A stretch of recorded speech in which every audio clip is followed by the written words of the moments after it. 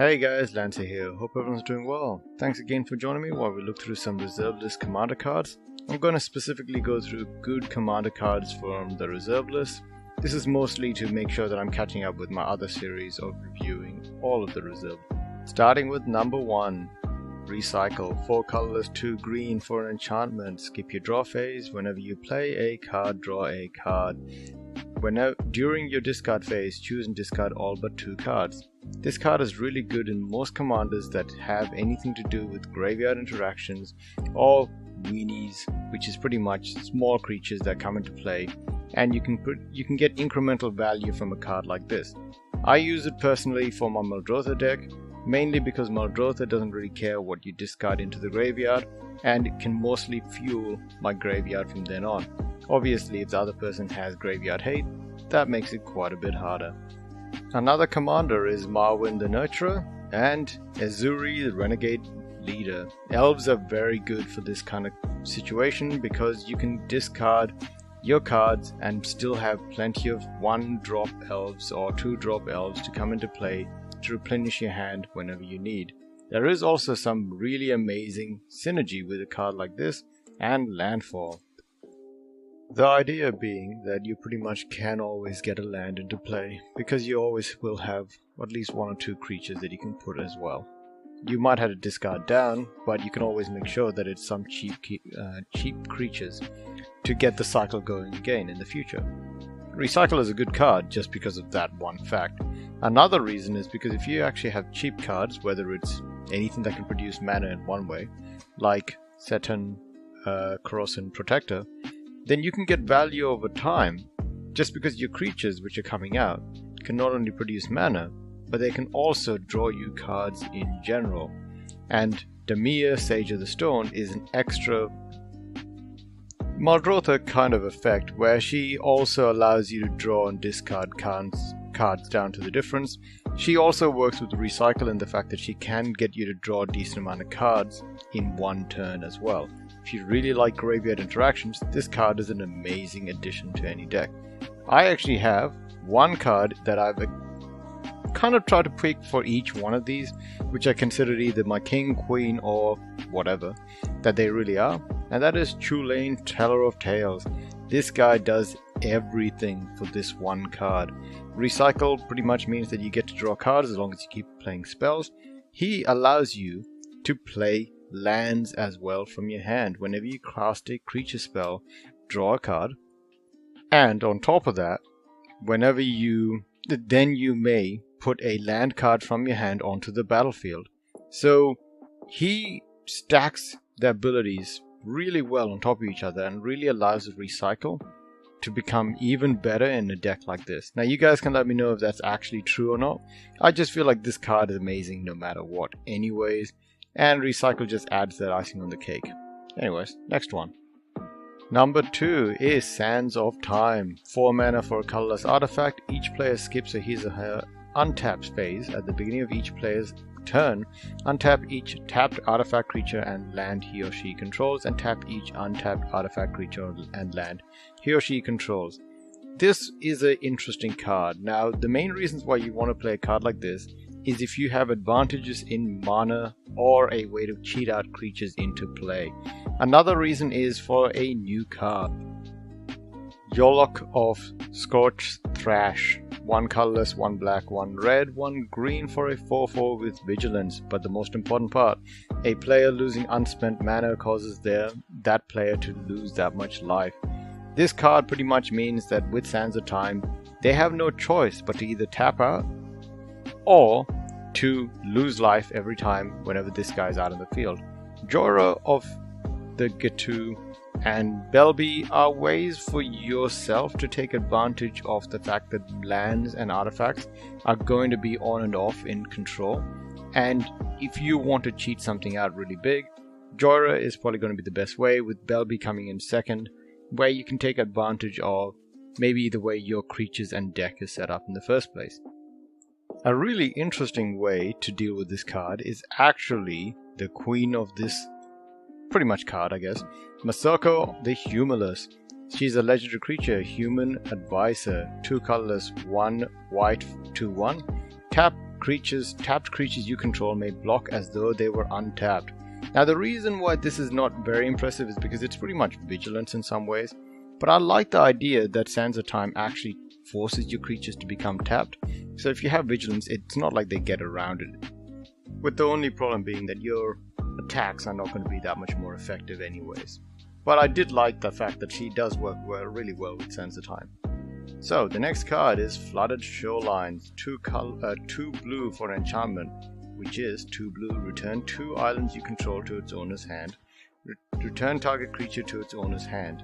So this card is amazing for one reason, and that is mostly in landfall decks or blue-centric decks that care about pretty much the amount of cards in your hand.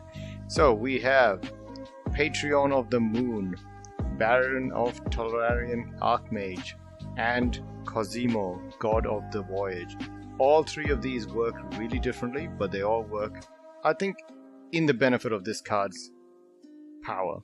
So Baron is probably the first one I'll look at. At the beginning of your end step, if a permanent was put into your hand from the battlefield this turn, draw a card. The enchantment allows you to return 2 islands back to your hand whenever you want, to put them back into play for a benefit. When you have a card like this, you're going to be limited, but it's still a good one. The next one is Patron of the Moon. 5 colors, 2 blue for a 5/4. The main part being pay 1, put up to 2 land cards from your hand into play tapped. So this is a good card in some ways. It's almost like a weird blue ramp. The only problem being they come into play tapped and it already costs 7 mana. But you're not losing as much with this interaction, because you can return 2 tapped lands back to your hand anyways.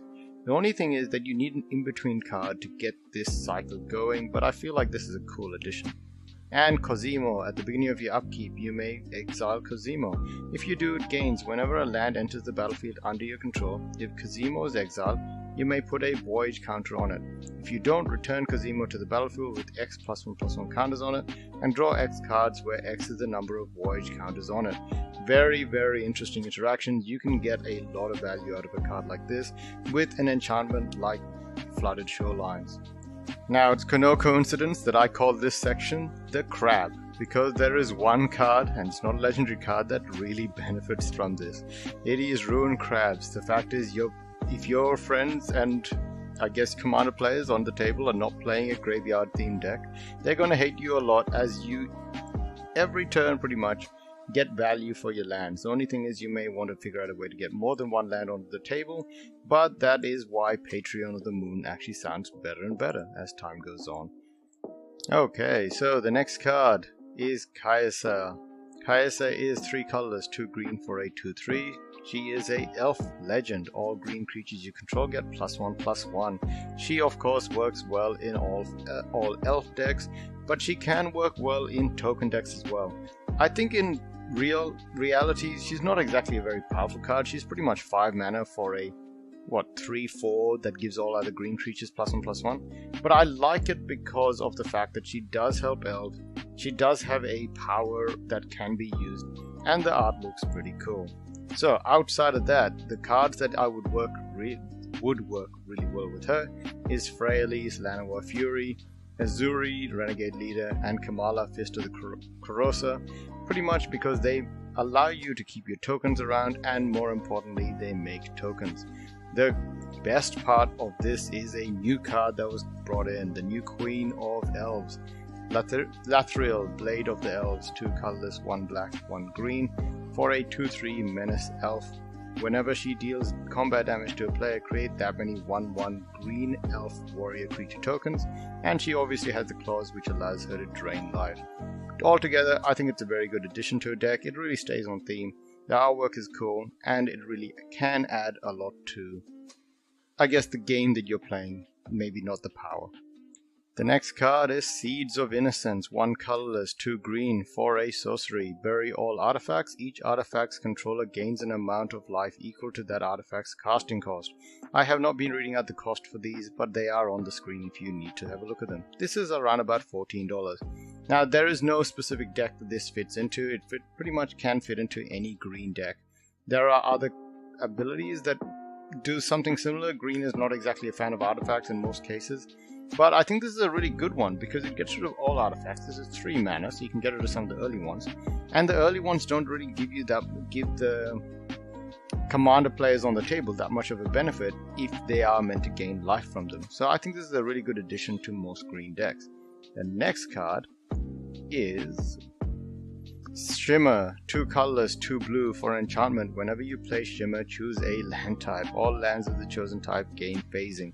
This card would just be super annoying if someone was playing a red deck and then you chose mountains. I feel like you might just cause a tilting of the table at that point. But if you want to play competitive commander, it's an $8.95 card. I think it's okay if you really have someone that's just bringing out like the most overpowered mono black or mono colored deck and you just want to rub it in their face while you're playing blue gimmicky stuff. But I would be hesitant to add this kind of stuff in most of my decks. The next card is Kakamesa Pirate. I don't know if I said that right at all. I pretty much tried to do this about 3 times now. 3 colorless, 1 blue for a 2/2 summon pirates. If pirates attacks and is not blocked, you may choose to have it deal no damage to defending player this turn. If you do, gain control of target artifact that player controls. I'm pretty sure you know exactly which pirates I'm going to pick. There are only a certain amount of pirates. They're all really powerful, they're all pretty new. There is Drogo the Shipwrecker, Zara Renegade Recruiter, and Admiral Beckett Brass. All of them do something similar in the first place. I think Drogo is kind of the coolest because he actually says, as an additional cost to casting this spell, you may sacrifice any number of artifacts and or creatures. This spell costs 2 less to cast for each permanent sacrifice this way, and 2 less to cast for each artifact or creature you sacrifice this way. He can become very, very cheap, especially if you can get out some damage from the previous pirate. I actually think that between the two of them, there's a decent amount of combination. The only thing is you'd want him to be partnered with someone that lets you get free attacks, so you can make sure that he is always ready for you to go. The best other one is obviously Admiral Beckett Brass, just because she allows you to steal stuff no matter what. And pirates, you should probably give them unblockable to begin with. Zara is a interesting one. So she has, whenever Zara attacks, look at the defending player's hand. You may put a creature card from it onto the battlefield under your control. Tap and attacking that player or planeswalker they control. Return that creature to its owner's hand at the beginning of their next end step. So she doesn't really do much for your card. She's mostly in there because she's a pirate. I think she does look pretty cool. It's up to you guys if you can figure out another place where this card goes. It's a really powerful ability, but there is no doubt that being able to take or gain control of a artifact is powerful. So it also causes a bit of a pain on the table. The next card is Infernal Tribute, 3 black for an enchantment. Pay 2, sacrifice a card in play, draw a card, $7 and $7.12. This card is amazing for token decks. Pretty much I have Alila, Artful Provocateur, Ghostcaller Jissa, and it does say card in play, which means that if you have any curses that you're using to get advantage and you don't want them to be in play because you're going to lose the game at the end of that turn, you can have Gen Arkham Weaver, who will allow you to sacrifice an enchantment, but you have another way to also get rid of nasty enchantments that you've been using for your own gain. The next card is Tidal Control, 1 colorless, 2 blue for an enchantment, cumulative upkeep 2 colorless. Any player may pay 2 or 2 life to counter target red or green spell. Play this ability as an interrupt. Effects that prevent or redirect damage cannot be used to counter this loss of life. This card is another one of those eye-rolling cards which will make someone on the table tilt. It's funny, it might be fun for a while, it's $5.59. I don't know if it's overall going to be a good card. It feels a bit too aggressive and competitive on a table most of the time. And the next card is Wall of Kelp. Wall of Kelp is a creature plant wall, 2 blue for a defender. It's a 0/3. Sorry, I think I read that in all the wrong ways. 2 blue, tap. Put a 0/1 blue plant wall creature token with defender named Kelp onto the battlefield. This is a inefficient way to make a 0/1 plant wall token, but it works really well with one specific deck type, and that is with Arcades the Strategist. So pretty much allowing all of your defender tokens to be able to deal damage is not too bad, and blue doesn't have many ways of making tokens in the first place. I think this is actually a pretty cool card. I like it just because of how the flavor text behind it, and even better is the fact that if you can play it with Arcades the Strategist, you're going to get some benefits that you didn't even expect. Anyways guys, thanks again, and if you like this kind of video, please let me know. It takes a bit longer to make. I'm trying to make sure that I don't fall behind on the way that, you know, the videos are meant to come out. I have tried to do these review videos before, but I'm hoping that these kinds of videos are a bit more professional. And yeah, let me know what you guys think, and thanks again, and have a good one. See ya.